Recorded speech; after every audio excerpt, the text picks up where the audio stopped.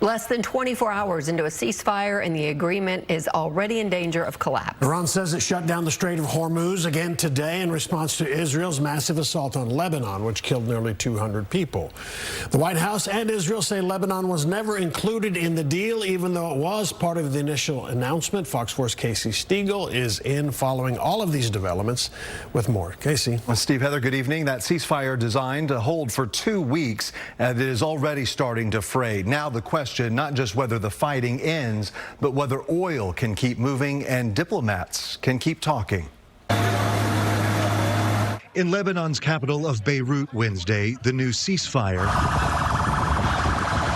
gave way to sirens after Israeli strikes killed at least 182 people and wounded about 890 more, the bloodiest day yet since the war began. Iran would be wise to find a way to get the carrier pigeon to their troops out in remote locations to know not to shoot any longer, one-way attacks or missiles. U.S. officials say Lebanon was never part of the ceasefire framework the administration has not clearly outlined, but does concede at least one point involves opening the Strait of Hormuz.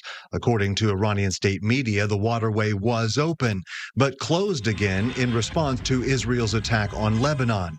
The White House expressing frustration over conflicting reports. That is completely unacceptable. And again, this is a case of what they're saying publicly is different privately. As pro-government Iranian protesters filled the streets of Tehran Wednesday, burning flags and chanting "Death to America," the Iranian foreign minister posted this to X, quote, "The U.S. must choose ceasefire or continued war via Israel. It cannot have both." You have people who clearly want to come to the negotiating table and work with us to find a good deal.